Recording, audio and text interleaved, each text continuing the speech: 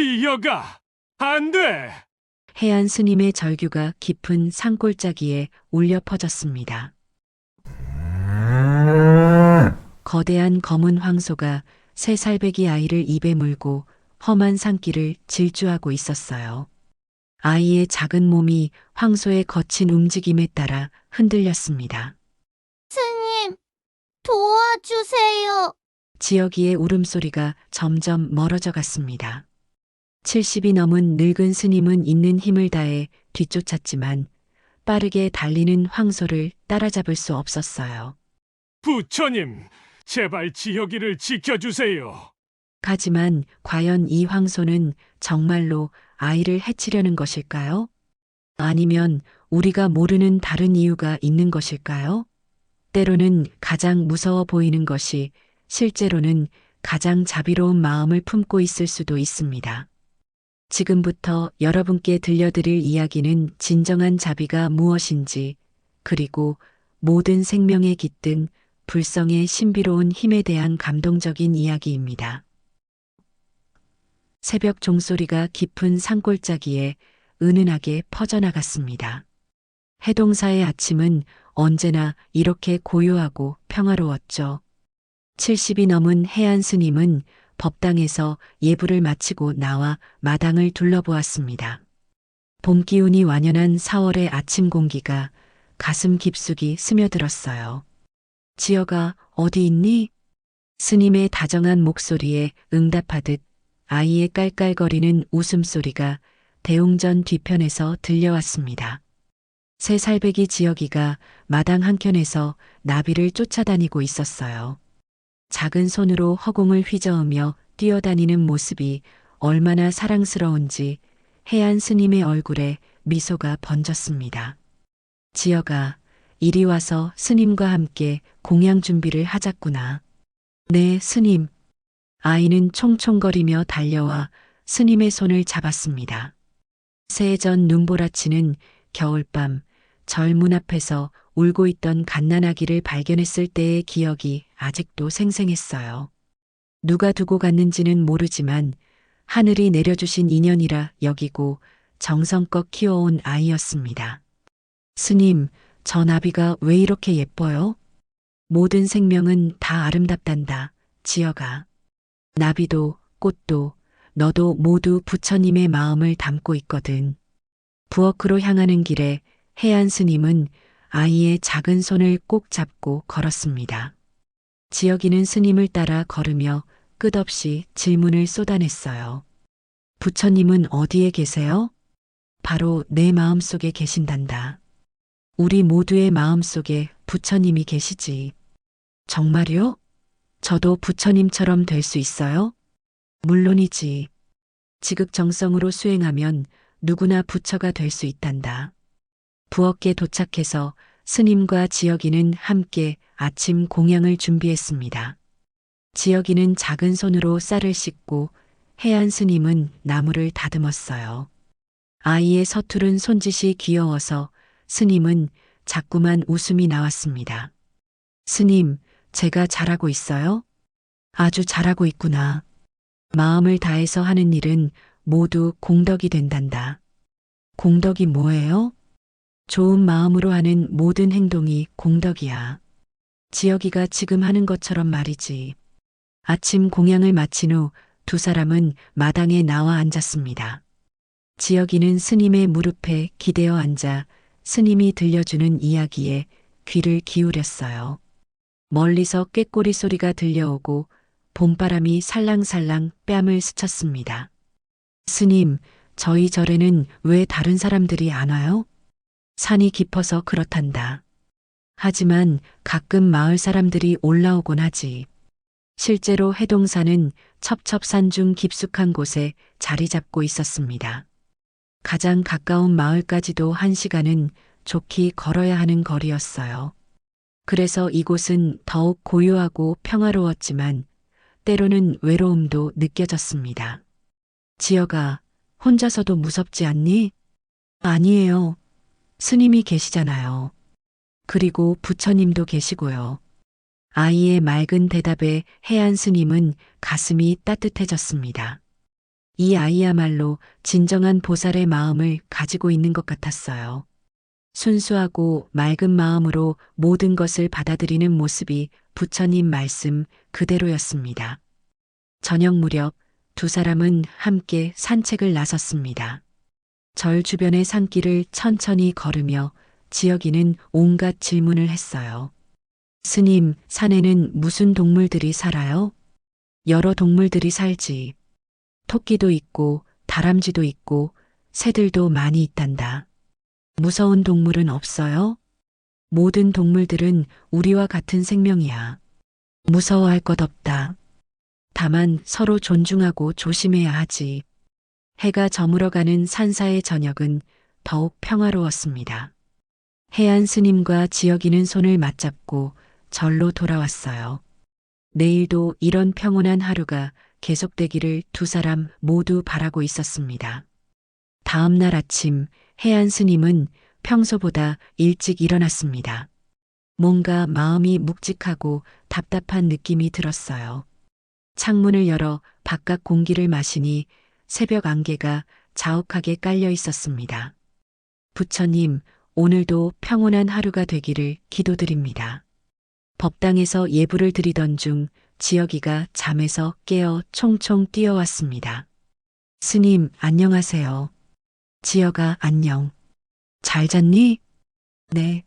꿈에서 예쁜 나비를 봤어요. 무지개처럼 색깔이 있는 나비였어요. 해안 스님은 아이의 밝은 모습을 보며 어젯밤의 불안한 기분이 사라지는 것을 느꼈습니다. 아이와 함께 아침 공양을 준비하며 평상시처럼 대화를 나눴어요. 지혁아, 스님이 너에게 중요한 이야기를 해주고 싶구나. 무슨 이야기예요? 해안 스님은 아이를 무릎에 앉히고 차분하게 말했습니다. 세상의 모든 생명에는 불성이 있단다. 사람뿐만 아니라 동물들, 심지어 나무와 풀에도 부처님의 마음이 들어있지. 정말요? 나무에도 부처님이 계세요? 그렇단다. 부처님께서 말씀하시기를 산하대지가 모두 법신이라고 하셨어. 즉, 이 세상 모든 것이 부처님의 몸이라는 뜻이야. 지혁이는 고개를 갸웃거리며 스님의 말을 들었습니다. 아직 어려서 완전히 이해할 수는 없었지만 스님의 따뜻한 마음만큼은 충분히 느낄 수 있었어요. 그런데 스님, 겉으로 보기에는 무서운 동물들도 있잖아요. 그런 동물들도 착해요? 지혁아, 이것이 바로 중요한 가르침이란다. 겉으로 보이는 것이 전부가 아니야. 때로는 무섭게 보이는 것이 실제로는 우리를 지켜주려는 마음일 수도 있거든. 어떻게요? 해안 스님은 마당에 핀 장미꽃을 가리켰습니다. 저 장미꽃을 봐라. 가시가 있어서 아프게 할 수도 있지만 그 가시는 꽃을 보호하기 위한 것이지. 마찬가지로 세상의 모든 존재들은 각자의 방식으로 자비를 실천하고 있단다. 아, 알겠어요. 가시도 꽃을 사랑해서 지켜주는 거네요. 바로 그거야, 지혁아. 부처님께서 말씀하시기를 일체 중생이 계유불성이라 하셨어. 모든 생명이 다 불성을 가지고 있다는 뜻이지. 아침 공양을 마친 후 두 사람은 함께 청소를 했습니다. 지혁이는 작은 비로 마당을 쓸고 해안 스님은 법당을 정리했어요. 일하는 동안에도 스님은 계속해서 가르침을 전했습니다. 지혁아, 청소도 수행이란다. 마당을 깨끗하게 하는 것은 마음을 깨끗하게 하는 것과 같지. 마음도 더러워져요? 그렇단다. 나쁜 생각이나 욕심이 많아지면 마음이 더러워지지. 그래서 늘 마음을 비우고 깨끗하게 해야 해. 어떻게 하면 마음이 깨끗해져요? 자비로운 마음을 갖는 거야. 모든 생명을 사랑하고 아껴주는 마음 말이다. 그러면 마음이 맑아진단다. 점심시간이 되어 두 사람은 간단한 공양을 했습니다. 산나물과 된장국, 흰쌀밥이 전부였지만 함께 나누어 먹으니 맛이 좋았어요. 스님, 저도 나중에 스님처럼 될 수 있을까요? 물론이지. 하지만 스님이 되는 것이 중요한 게 아니라 자비로운 마음을 갖는 것이 중요해. 스님이 아니어도 부처님 같은 마음을 가질 수 있거든. 자비로운 마음이 뭐예요? 다른 사람과 동물들이 아프지 않고 행복하기를 바라는 마음이야. 그리고 그들을 도와주려는 마음이지. 오후가 되자 하늘에 구름이 끼기 시작했습니다. 해안 스님은 비가 올 것 같다며 빨래를 드렸어요. 지혁이는 스님을 도와 작은 손수건들을 정리했습니다. 지혁아, 날씨가 변할 때는 조심해야 해. 특히 산에서는 더욱 그렇지. 왜요? 산은 날씨 변화가 빠르고 예측하기 어려워서 위험할 수 있거든. 그래서 늘 주의 깊게 살펴보아야 해. 저녁 무렵 두 사람은 함께 명상을 했습니다. 지혁이는 아직 어려서 오래 앉아있기 어려웠지만 스님을 따라 조용히 앉아있으려고 노력했어요. 지혁아, 명상할 때는 호흡에 집중하는 거야. 숨이 들어오고 나가는 것만 생각하면 돼. 숨 쉬는 것만 생각하면 돼요? 그렇단다. 그러면 마음이 고요해지고 평화로워진단다. 이것이 바로 정념이야. 밤이 되어 지혁이를 재우며 해안 스님은 다시 한번 가르침을 전했습니다. 지혁아, 오늘 스님이 한 이야기들을 기억하거라. 세상의 모든 생명을 사랑하고 겉으로 보이는 것에 속지 말고 항상 자비로운 마음을 갖는 것이 중요하단다. 네, 스님. 저도 모든 동물들을 사랑할게요. 아이가 잠든 후 해안 스님은 홀로 앉아 깊은 생각에 잠겼습니다. 오늘따라 왜 이런 가르침을 전하고 싶었던 걸까요?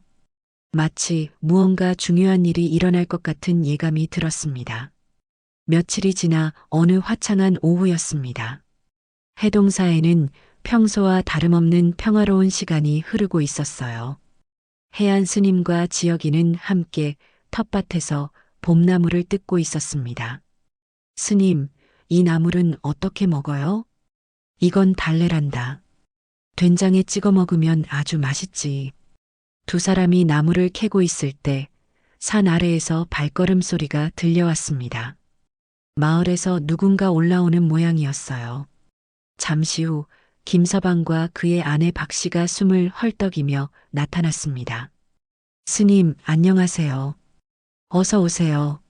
먼 길 오시느라 수고하셨습니다. 김서방은 50대 중반의 성실한 농부였고 박씨는 마을에서 솜씨 좋기로 소문난 부인이었어요. 이들은 가끔 절에 올라와 스님께 인사를 드리고 지혁이를 귀여워해 주었습니다. 지혁아, 안녕? 안녕하세요, 아저씨, 아주머니. 지혁이가 환한 웃음으로 인사를 하자 박씨가 품에서 과자를 꺼내 주었습니다. 얘야, 이거 먹어라. 아주머니가 직접 만든 거야. 고맙습니다. 아이가 기뻐하는 모습을 보며 모두가 웃었습니다. 해안 스님은 차를 끓여 대접하며 마을 소식을 들었어요. 요즘 마을은 어떻습니까? 스님, 그게 좀 걱정되는 일이 있어서요. 김서방의 표정이 갑자기 어두워졌습니다. 박 씨도 걱정스러운 얼굴로 고개를 끄덕였어요. 무슨 일입니까? 최근에 산에서 이상한 일들이 자꾸 일어나고 있어요. 며칠 전에는 산 위쪽에서 큰 바위가 굴러내려왔고, 어제는 땅이 갈라지는 소리를 들었다는 사람도 있고요. 그뿐만 아니라 짐승들도 이상하게 행동해요. 평소에 얌전하던 소들이 갑자기 흥분해서 우는 일이 많아졌거든요. 해안 스님은 차분히 들으며 고개를 끄덕였습니다. 최근에 확실히 무언가 평소와 다른 기운이 느껴지긴 했어요. 그런 일이 있었군요. 산은 살아있는 존재와 같아서 때로는 변화를 미리 알려주기도 합니다. 스님도 뭔가 느끼시는 게 있으신가요? 글쎄요. 요 며칠 새벽 예불을 드릴 때 평소와 다른 기운이 느껴지긴 했습니다. 하지만 걱정하지 마십시오. 모든 일에는 다 이유가 있는 법이니까요. 지혁이는 어른들의 대화를 잘 이해하지 못했지만 뭔가 심각한 이야기라는 것은 느꼈습니다. 스님, 위험한 거예요? 아니란다, 지여가. 그저 자연의 변화일 뿐이야. 우리는 항상 조심하면서 살면 되는 거지. 하지만 스님, 저희가 드리고 싶은 말씀이 있어요. 박 씨가 조심스럽게 말했습니다. 무슨 말씀입니까? 지혁이를 잠시 마을로 데려가시는 게 어떨까요? 산 위가 불안하니까 며칠만이라도요. 해안 스님은 잠시 생각에 잠겼습니다. 지혁이를 보호하고 싶은 마음은 굴뚝 같았지만 이곳이 아이의 집이기도 했어요. 고마운 마음입니다만 이곳이 지혁이의 집이니까요. 부처님께서 지켜주실 겁니다. 그래도 혹시 모르니까요. 스님, 저는 여기가 좋아요. 스님과 함께 있고 싶어요. 지혁이가 스님의 손을 꼭 잡으며 말했습니다. 그 순수한 마음이 느껴져서 해안 스님은 가슴이 뭉클했어요. 알겠습니다. 하지만 정말 위험하다고 느끼시면 언제든 말씀해 주세요. 김서방 부부는 더 이상 강요하지 않았습니다. 대신 자주 올라와서 안부를 물어보겠다고 약속했어요. 그런데 스님, 요즘 우리 마을에 큰 황소 한 마리가 나타났어요. 황소 말입니까? 네. 어디서 왔는지 모르는 아주 큰 황소인데 며칠 전부터 마을 주변을 돌아다니고 있어요. 주인을 찾아보려 했는데 아무도 모르겠다고 하더라고요. 성격은 어떻습니까? 평소에는 순한 편인데 가끔 이상하게 행동할 때가 있어요. 마치 뭔가를 경계하는 것처럼요. 해안 스님은 이 이야기를 듣고 묘한 느낌이 들었습니다. 요즘 산에 이상한 기운과 관련이 있는 것일까요? 저녁이 되어 김서방 부부는 마을로 내려갔습니다. 떠나면서도 계속 걱정스러운 눈길로 지혁이를 바라봤어요. 스님, 정말 조심하세요. 네, 걱정 마십시오. 그들이 떠난 후 해안 스님과 지혁이는 저녁 공양을 했습니다. 아이는 오늘 받은 과자를 맛있게 먹으며 웃고 있었어요. 스님, 아저씨 아주머니가 왜 걱정하는 거예요? 어른들은 항상 아이들을 걱정하게 되어 있단다. 그것도 사랑의 표현이지. 저는 스님이 계시니까 무섭지 않아요.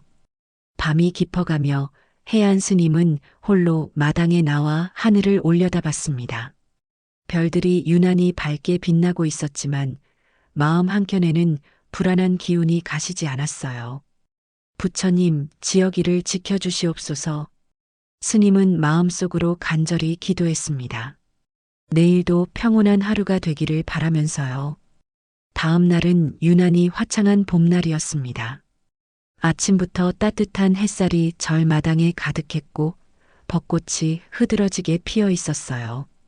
해안 스님과 지혁이는 평상시처럼 아침 공양을 마치고 마당에 나와 있었습니다. 스님, 저 꽃들이 정말 예뻐요. 그렇구나. 부처님께서 우리에게 주신 선물이란다. 지혁이는 떨어진 벚꽃잎을 주우며 즐거워했습니다. 분홍빛 꽃잎이 바람에 날리는 모습이 마치 나비들이 춤추는 것 같았어요.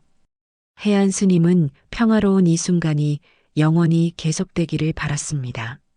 지혁아, 조금 쉬었다가 산책을 나갈까? 좋아요. 오늘은 어디로 갈 거예요?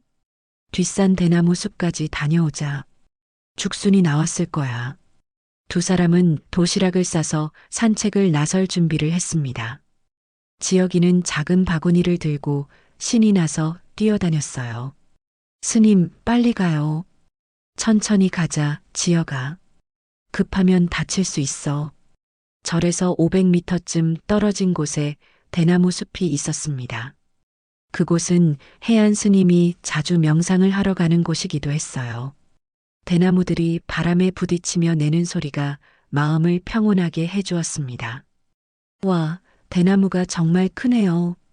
이 대나무들은 100년이 넘었단다. 오랜 세월 동안 이 자리를 지키고 있지. 100년이면 정말 오래된 거네요. 대나무도 늙어요? 모든 생명은 태어나고 자라고 늙어서 죽는 법이야. 이것이 바로 생로병사란다. 지혁이는 스님의 말을 들으며 고개를 끄덕였습니다. 아직 완전히 이해할 수는 없었지만 뭔가 중요한 가르침이라는 것은 느꼈어요. 두 사람이 죽순을 캐고 있을 때였습니다. 갑자기 어디선가 무거운 발걸음 소리가 들려왔어요. 쿵쿵거리는 소리가 점점 가까워지고 있었습니다. 스님, 무슨 소리예요? 글쎄, 뭔가 큰 동물이 오는 것 같구나. 해안 스님은 지혁이를 자신의 뒤로 보호하며 조심스럽게 소리가 나는 쪽을 바라봤습니다. 잠시 후 대나무 사이로 거대한 황소가 나타났어요. 그 황소는 정말 컸습니다. 어른 남자 키만큼이나 높고 몸집은 마치 작은 언덕 같았어요. 검은 털에 큰 뿔을 가진 위압적인 모습이었습니다. 어머, 저게 김서방이 말한 그 황소인가 보구나. 황소는 해안 스님과 지혁이를 발견하고는 멈춰 섰습니다. 그리고 지혁이를 뚫어지게 바라봤어요. 아이는 처음 보는 큰 동물에 놀라서 스님의 옷자락을 꼭 잡았습니다. 스님, 무서워요. 괜찮다, 지혁아. 조용히 있으면 돼. 하지만 황소는 계속해서 지혁이만 바라보고 있었습니다. 마치 아이에게 무언가 중요한 메시지를 전하려는 것처럼요. 그 눈빛이 단순히 화가 나거나 공격적인 것 같지는 않았어요. 음매에 황소가 낮은 소리로 울었습니다. 그 소리에는 뭔가 간절함이 담겨 있는 것 같았어요. 지혁아, 무서워하지 마라. 저 소도 우리와 같은 생명이야. 정말요? 그렇단다. 부처님께서 말씀하셨듯이 일체 중생이 계유불성이지. 해안 스님이 차분하게 말하자 황소도 조금 진정되는 것 같았습니다. 하지만 여전히 지혁이에게서 눈을 떼지 않았어요. 갑자기 황소가 움직이기 시작했습니다. 천천히 하지만 확실하게 지혁이 쪽으로 다가오고 있었어요. 스님, 지혁이가 무서워서 스님 뒤에 숨었습니다. 걱정 마라, 지혁아. 해안 스님은 황소 앞으로 한 걸음 나아갔습니다. 이 아이에게 무슨 일입니까? 해를 끼치려는 것은 아니겠지요. 황소는 스님을 잠깐 바라본 후 다시 지혁이에게 시선을 돌렸습니다.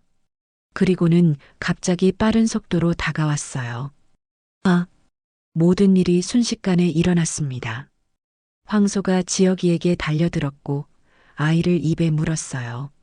정확히는 아이의 옷을 살짝 물고 들어 올렸습니다. 지혁아, 해안 스님이 소리쳤지만 이미 늦었습니다. 황소는 지혁이를 입에 문 채로 산 위쪽으로 달리기 시작했어요. 놓아주십시오. 제발. 스님은 있는 힘을 다해 뒤쫓기 시작했습니다. 하지만 70이 넘은 늙은 몸으로는 빠르게 달리는 황소를 따라잡을 수 없었어요. 스님, 도와주세요. 지혁이의 울음소리가 점점 멀어져 갔습니다. 황소는 거침없이 산길을 올라가고 있었고 해안 스님은 숨이 차서 제대로 뛸 수도 없었어요. 부처님, 제발 지혁이를 지켜주세요. 스님은 간절히 기도하며 계속 뒤쫓았습니다. 하지만 점점 거리는 벌어져만 갔어요. 황소의 모습은 이미 보이지 않았고 지혁이의 목소리도 들리지 않았습니다. 한참을 뛰어 올라간 후 해안 스님은 지쳐서 나무에 기댔습니다. 가슴이 터질 것 같고 다리에 힘이 하나도 남아있지 않았어요. 지혁아, 지혁아. 스님의 눈에서 눈물이 흘러내렸습니다. 새해 동안 자신의 목숨보다 소중히 키운 아이를 잃어버렸다는 절망감이 밀려왔어요. 왜 이런 일이? 멀리서 황소의 울음소리가 들려왔습니다. 그 소리를 따라 스님은 다시 발걸음을 옮겼어요. 무엇이든 해야 했습니다. 지혁이를 포기할 수는 없었어요. 해가 저물어 가고 있었지만 해안 스님의 발걸음은 멈추지 않았습니다. 어둠이 내려도 몸이 쓰러져도 아이를 찾아야 했어요. 해가 완전히 저물고 어둠이 깔린 산속에서 해안 스님은 여전히 황소와 지혁이를 찾아 헤매고 있었습니다. 발목이 삐끗하고 무릎이 아파왔지만 멈출 수 없었어요. 달빛만이 유일한 길잡이였습니다. 지혁아, 어디 있니? 스님이 여기 있다. 스님의 목소리가 깊은 산골짜기에 메아리 쳤습니다. 하지만 돌아오는 것은 바람 소리뿐이었어요. 가시덤불에 옷이 찢어지고 얼굴에 상처가 났지만 스님은 계속 올라갔습니다. 한참을 헤매던 중 멀리서 불빛이 보였습니다. 마을 사람들이 횃불을 들고 산을 오르고 있었어요. 스님, 여기 계셨습니까? 김서방의 목소리였습니다. 그와 함께 마을 사람들 대여섯 명이 올라오고 있었어요. 김서방, 지혁이를 황소가 물고 갔습니다. 들었습니다. 마을에서 스님의 외침 소리를 들었거든요. 박 씨도 함께 와 있었습니다. 그녀의 얼굴에는 걱정과 안타까움이 가득했어요. 스님, 너무 자책하지 마세요. 우리가 함께 찾을 거예요. 그 황소가 어디로 갔는지 혹시 보셨습니까? 산 위쪽으로 향했는데 그 후로는 모르겠습니다. 마을 사람들은 여러 팀으로 나누어 수색을 시작했습니다. 해안 스님은 김서방과 함께 가장 험한 길을 택했어요. 스님, 힘드시면 잠깐 쉬셔도 됩니다. 아닙니다. 지혁이가 무서워하고 있을 텐데 어떻게 쉴 수 있겠습니까? 그래도 쓰러지시면 아무 소용 없어요. 스님은 김서방의 말이 옳다는 것을 알았지만 마음이 급했습니다. 새해 동안 매일 밤 재워주고 아침마다 깨워주던 그 작은 아이가 지금 어디서 무슨 일을 당하고 있을지 생각하니 견딜 수가 없었어요. 김서방, 그 황소가 왜 지혁이를 데려갔을까요? 글쎄요. 야생동물들이 가끔 이상한 행동을 하기도 하죠. 하지만 해치려는 것 같지는 않았어요. 마치 뭔가 다른 이유가 있는 것 같았습니다. 김서방은 스님의 말을 들으며 고개를 갸웃거렸습니다. 확실히 그 황소의 행동은 단순한 공격과는 달랐어요.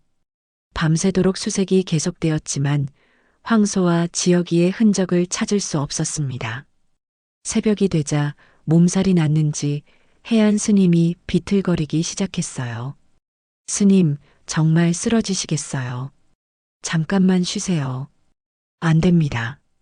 지혁이가, 스님이 쓰러지시면 지혁이가 더 걱정할 거예요. 결국 스님은 바위에 앉아 잠깐 숨을 골랐습니다. 마을 사람들도 하나둘 지쳐서 모여들었어요. 혹시 뭔가 발견한 분 계세요? 발자국은 봤는데 바위가 많아서 추적이 어려워요. 저쪽 계곡에서 소리가 나는 것 같기도 하고. 그때였습니다. 멀리서 황소의 울음소리가 들려왔어요. 모든 사람이 귀를 기울였습니다. 음매에 저쪽에서 나는 소리 같네요. 동쪽 능선 너머인 것 같습니다. 해안 스님이 벌떡 일어났습니다. 그 소리만 들어도 가슴이 뛰었어요. 빨리 가봅시다. 스님, 천천히 가셔야 해요. 성급하면 더 위험합니다. 하지만 스님의 마음은 이미 그 소리가 들린 방향으로 달려가고 있었습니다. 지혁이가 살아있다는 희망이 다시 피어올랐어요. 부처님, 감사합니다. 지혁이가 무사하다면 모든 사람이 그 소리를 따라 동쪽으로 향했습니다. 험한 바위길이었지만 희망이 있으니 발걸음이 가벼웠어요. 저기 저 바위 위에 뭔가 있는 것 같아요. 젊은 청년이 손가락으로 가리켰습니다. 멀리 높은 바위 위에 큰 그림자가 보였어요. 황소인 것 같네요. 그럼 지혁이도 있을 거예요. 해안 스님은 남은 힘을 다해 그 바위를 향해 올라가기 시작했습니다. 가파른 길이었지만 포기할 수 없었어요. 조심하세요, 스님. 지혁아, 지혁아. 스님의 간절한 부름이 새벽 공기를 가르며 울려 퍼졌습니다. 드디어 사랑하는 아이를 다시 만날 수 있을까요? 해안 스님의 마음은 희망과 불안이 교차하며 복잡했습니다. 해가 떠오르기 시작했고 산봉우리들이 붉게 물들어갔습니다. 새로운 하루가 시작되고 있었어요. 스님은 이 하루가 지혁이와 함께하는 하루가 되기를 간절히 바랐습니다. 거의 다 왔어요, 스님. 김서방이 뒤에서 격려했습니다. 모든 사람의 마음이 하나가 되어 지혁이를 구하려는 의지로 뭉쳐져 있었어요. 이런 따뜻한 마음들이 모이면 분명 기적이 일어날 거라고 해안 스님은 믿었습니다. 새벽 햇살이 산등성이를 비추며 하늘이 밝아왔습니다. 해안 스님과 마을 사람들이 가파른 바위를 올라 정상에 도착했을 때 놀라운 광경이 펼쳐져 있었어요. 거대한 평평한 바위 위에 황소가 조용히 앉아 있었습니다. 그리고 황소의 품에는 지혁이가 평온하게 잠들어 있었어요. 마치 어미가 새끼를 지키는 것처럼 황소는 아이를 따뜻하게 감싸고 있었습니다. 지혁아, 해안 스님이 소리쳤지만 아이는 깊게 잠들어 있어서 깨지 않았습니다. 오히려 황소가 고개를 들어 스님을 바라봤어요. 어떻게 이런 일이? 김서방도 놀라서 말을 잇지 못했습니다. 모든 사람이 이 신기한 광경에 넋을 잃고 바라봤어요. 스님, 저 황소가 아이를 해치지 않았어요. 그뿐만 아니라 보호하고 있는 것 같네요. 해안 스님은 조심스럽게 황소에게 다가갔습니다. 황소는 경계하는 기색을 보이지 않았어요. 오히려 스님을 반기는 것 같았습니다. 음매에 황소가 낮은 소리로 울었습니다. 그 소리에는 뭔가 간절함이 담겨 있었어요. 고맙습니다. 지혁이를 지켜주셔서 정말 고맙습니다. 스님이 황소에게 인사를 하자 황소는 고개를 끄덕이는 것 같았습니다. 마치 스님의 말을 이해하는 것처럼요. 지혁이가 천천히 눈을 떴습니다. 아이의 첫마디는 황소에 대한 것이었어요. 엄마소 고마워요. 지혁아. 스님이 아이를 끌어안았습니다. 지혁이는 전혀 다치지 않았고 오히려 평소보다 더 맑은 얼굴이었어요. 스님, 저는 무섭지 않았어요. 엄마소가 저를 지켜줬거든요. 엄마소라고? 네. 이 소가 밤새 저를 따뜻하게 해줬어요. 그리고 무서운 소리가 날 때마다 저를 꼭 안아줬어요. 해안 스님은 아이의 말을 들으며 황소를 다시 바라봤습니다. 정말로 이 거대한 동물이 작은 아이를 하룻밤 동안 보호해 준 것일까요? 무서운 소리라니? 밤에 산에서 이상한 소리가 많이 났어요. 우르르 소리도 나고 뭔가 떨어지는 소리도 나고요. 김서방이 스님과 눈을 마주쳤습니다. 혹시 산사태의 전조는 아닐까요? 스님, 우리 빨리 내려가는 게 좋겠어요. 그런데 이 황소는 왜 지혁이를 여기로 데려온 걸까요? 해안 스님은 여전히 의문이 남았습니다. 단순히 아이를 보호하려던 것이라면 왜 이렇게 높고 외진 곳까지 온 것일까요? 황소가 갑자기 일어나더니 절이 있는 방향을 바라봤습니다. 그리고 불안한 듯 발을 구르기 시작했어요. 음매에, 음매에. 무슨 일일까요? 뭔가 경고하는 것 같네요. 그 순간 멀리서 큰 소음이 들려왔습니다. 우르르르 하는 소리와 함께 땅이 흔들리기 시작했어요. 산사태다. 김서방이 소리쳤습니다. 모든 사람이 절이 있는 방향을 바라봤어요. 멀리서 흙먼지가 피어오르고 있었습니다. 해동사가 해안 스님의 얼굴이 창백해졌습니다. 자신이 평생 살아온 터전이 무너지고 있었어요. 황소는 지혁이를 등에 태우더니 안전한 방향으로 이동했습니다. 그제서야 스님은 깨달았어요. 그래서 지혁이를 여기로 데려온 거군요. 무슨 뜻입니까? 이 황소가 산사태를 미리 알았던 거예요. 그래서 지혁이를 안전한 곳으로 피신시킨 거였습니다. 모든 사람이 황소를 경이로운 눈으로 바라봤습니다. 어떻게 동물이 그런 것을 알 수 있었을까요? 부처님께서 말씀하시기를 일체 중생이 계유불성이라 하셨는데 해안 스님은 감동으로 목이 메었습니다. 이 황소야말로 진정한 보살의 마음을 가진 존재였구나. 지혁이가 황소의 목을 안으며 말했습니다.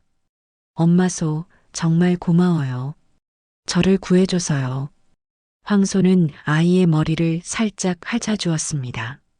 그 모습이 얼마나 다정한지 모든 사람의 마음이 따뜻해졌어요. 스님, 우리도 안전한 곳으로 피해야 해요. 그렇습니다. 하지만 먼저 이 은혜를 갚아야겠어요. 스님은 황소 앞에 무릎을 꿇고 깊이 절을 올렸습니다.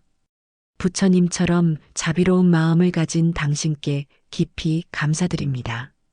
지혁이의 생명을 구해주셔서 고맙습니다. 황소도 고개를 숙여 인사를 받았습니다. 그리고 천천히 다른 방향으로 걸어가기 시작했어요. 엄마소, 어디 가요? 지혁이가 아쉬워하며 물었습니다. 저 소도 안전한 곳으로 가는 거란다. 우리도 빨리 가야 해. 모든 사람이 황소를 배웅하며 산을 내려가기 시작했습니다. 해안 스님은 지혁이의 손을 꼭 잡고 걸었어요. 지혁아, 오늘 정말 큰 가르침을 얻었구나. 무슨 가르침이에요? 자비로운 마음은 어떤 생명에게나 있다는 것이지. 겉모습으로 판단하면 안 된다는 것도 배웠고, 아이는 고개를 끄덕이며 스님의 말을 새겼습니다. 이날의 경험은 평생 잊지 못할 소중한 기억이 될 거예요. 산을 내려가는 길에 해안 스님과 마을 사람들은 산사태의 참혹한 현장을 목격했습니다. 해동사가 있던 자리는 거대한 바위와 흙더미로 뒤덮여 있었어요. 만약 지혁이가 그곳에 있었다면 상상할 수 없는 일이 벌어졌을 것입니다. 정말 다행이었어요, 스님. 김서방이 안도의 숨을 쉬며 말했습니다. 그 황소가 없었다면 박 씨도 말을 잇지 못했어요. 모든 사람이 황소의 놀라운 지혜에 감탄하고 있었습니다. 스님, 이제 어떻게 하실 거예요? 해안 스님은 무너진 절터를 바라보며 깊은 생각에 잠겼습니다. 수십 년간 살아온 터전이 사라져버린 것입니다. 하지만 지혁이가 무사하니 그것으로 충분했어요. 일단 마을에서 며칠 지내면서 생각해 보겠습니다. 저희 집에 오세요. 지혁이와 함께요. 박 씨가 따뜻하게 제안했습니다. 고맙습니다. 부처님의 가피로 이런 좋은 분들을 만났네요. 마을로 내려가는 길에 지혁이는 계속해서 황소 이야기를 했습니다. 스님, 엄마소가 밤에 저한테 부처님 이야기를 해줬어요. 무슨 말이니? 소리는 안 났지만 마음으로 말해줬어요. 무서워하지 말라고, 다 잘 될 거라고요. 해안 스님은 아이의 순수한 말에 가슴이 뭉클했습니다. 정말로 그 황소에게는 특별한 영성이 있었던 것 같았어요. 지혁아, 오늘 너는 큰 가르침을 얻었구나. 어떤 가르침이에요? 자비심이란 것이 무엇인지 직접 경험했지. 저 황소처럼 남을 위해 희생하는 마음이 진정한 자비란다. 저도 엄마소처럼 될 수 있을까요? 물론이지. 부처님께서 말씀하시기를 자비이사의 마음을 가지면 누구나 보살이 될 수 있다고 하셨어. 마을에 도착하자 소식을 들은 다른 마을 사람들이 몰려왔습니다. 모두 지혁이가 무사한 것을 축하하고 황소의 이야기에 놀라워했어요. 정말 신기한 일이네요. 동물이 어떻게 그런 걸 알 수 있었을까요? 부처님이 황소의 모습으로 나타나신 게 아닐까요? 해안 스님은 모든 사람의 말을 들으며 고개를 끄덕였습니다. 여러분, 부처님께서 말씀하시기를 응심불이라는 것이 있습니다. 중생을 구하기 위해 여러 가지 모습으로 나타나신다는 뜻이지요. 그럼 정말 부처님이셨을까요? 그것보다 중요한 것은 우리가 무엇을 깨달았느냐 하는 것입니다. 스님은 지혁이를 품에 안고 말을 이었습니다. 모든 생명에는 불성이 있고 자비로운 마음은 어떤 존재에게나 있다는 것을 배웠습니다. 그리고 겉모습으로 판단해서는 안 된다는 것도요. 저녁이 되어 김서방 댁에서 간단한 저녁을 먹으며 모든 사람이 하루 종일의 일을 되돌아봤습니다. 스님, 새 절은 어디에 지으실 계획이세요? 아직 생각해 보지 못했습니다. 하지만 부처님께서 길을 보여주실 겁니다. 저희 마을 뒤편에 좋은 자리가 있어요. 거기는 어떨까요? 고맙습니다. 하지만 급할 것 없습니다. 지금은 지역이가 무사한 것만으로도 충분해요. 밤이 깊어 지역이가 잠든 후 해안 스님은 홀로 마당에 나와 별을 올려다봤습니다. 오늘 하루 동안 정말 많은 일이 있었어요. 부처님, 오늘 저에게 큰 가르침을 주셨습니다. 스님은 마음속으로 기도했습니다.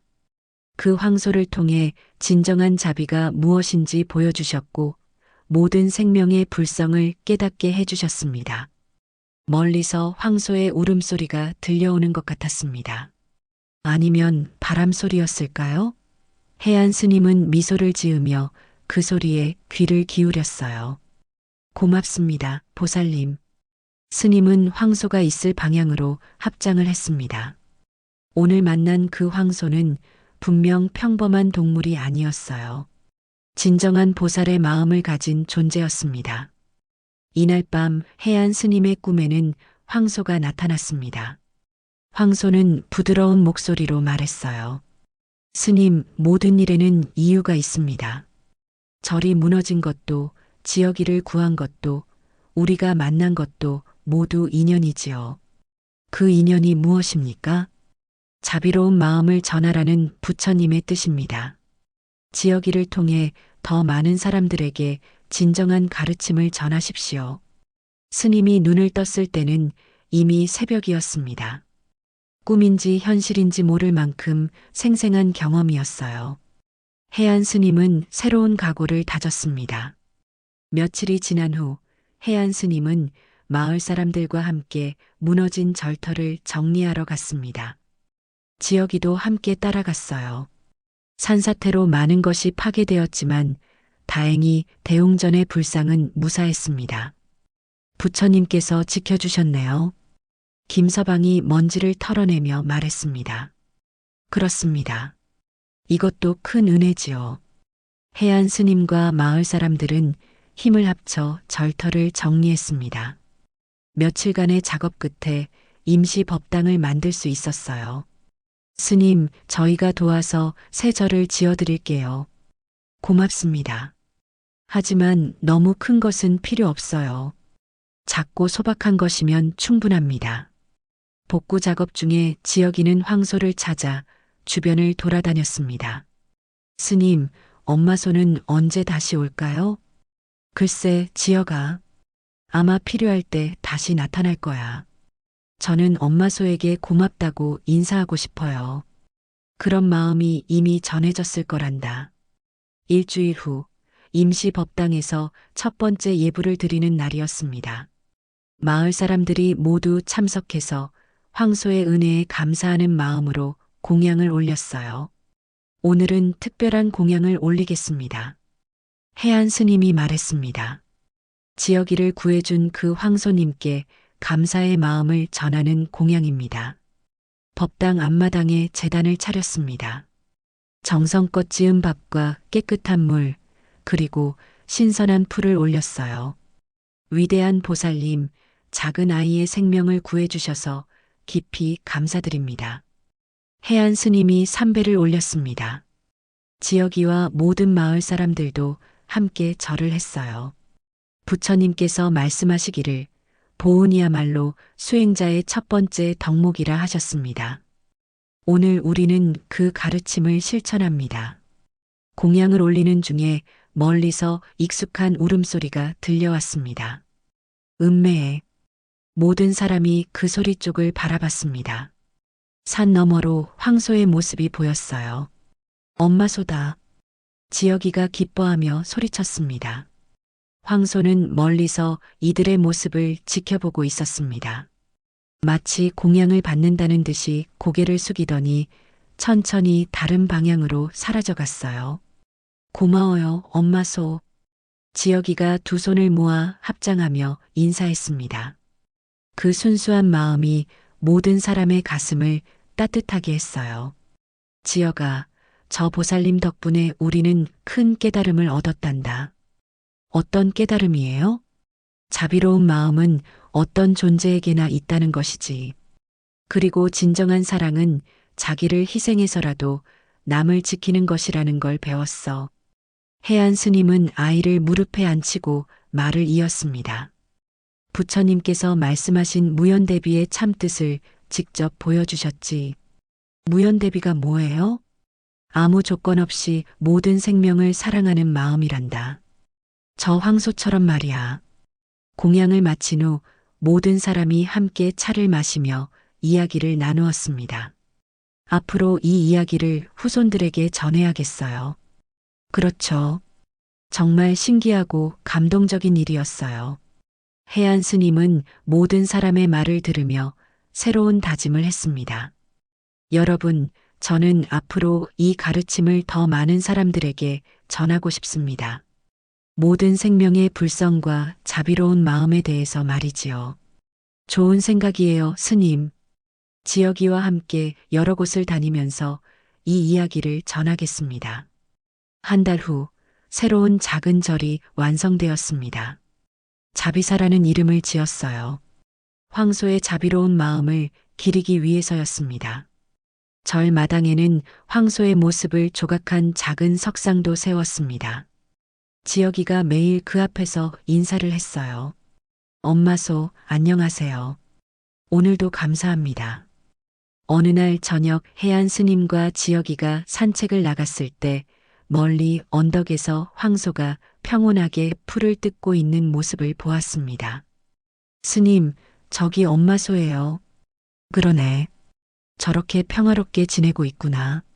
지혁이는 황소를 향해 두 손을 모아 깊이 절했습니다. 황소도 고개를 들어 아이를 바라보더니 온화한 눈빛으로 인사를 받았어요. 지혁아, 저 보살님 덕분에 우리는 정말 소중한 것을 배웠단다. 네, 스님. 저도 앞으로 모든 동물들을 사랑할 거예요. 그래, 그것이 바로 부처님의 가르침이란다. 일체 중생이 계유불성 마이너스 모든 생명이 다 불성을 가지고 있다는 걸 잊지 마라. 해가 저물어가는 하늘 아래 스님과 아이는 손을 잡고 절로 돌아갔습니다.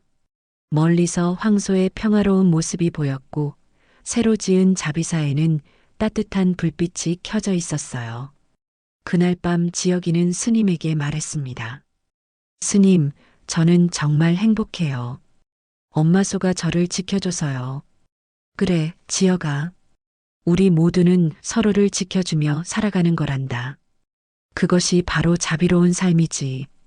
이렇게 해동사의 해안 스님과 지혁이 그리고 자비로운 황소의 이야기는 많은 사람들의 마음에 깊은 감동을 남기며 전해지게 되었습니다.